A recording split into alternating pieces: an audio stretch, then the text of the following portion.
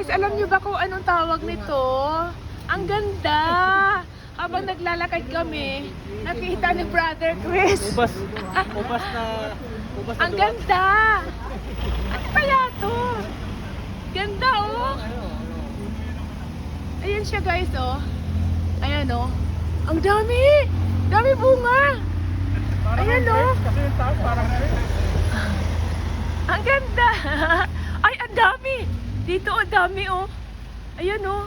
Oo nga, oh. Dami oh. Di ba? Para aratilis. Hindi siya aratilis eh. Ibang dahon ng aratilis eh. Ganda naman. ubas na duhat. Ganda. Ayan guys, naglalakad kasi kami. Ayan.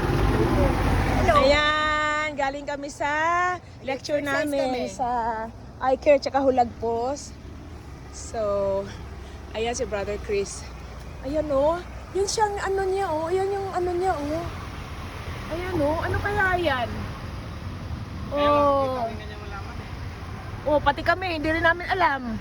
O mga kasama ko, hindi rin nila alam kung ano yung kung anong tawag ng ano na to. Pulo, paki-comment nga po. Thank you po. Saan? Yun nga. Nakakilala dito. Yun nga eh.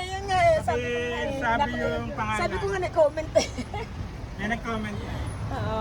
Nag-walking exercise po kami guys.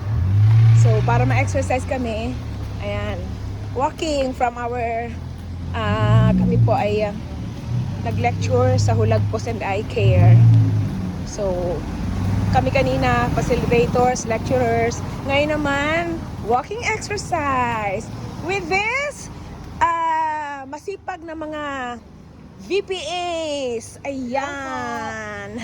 Kasama ako sa masipag na VPA. Ayan ito yung aming president, si Brother Chris. Nakakatuwa naman maglakad. Ang dami nakikita maganda.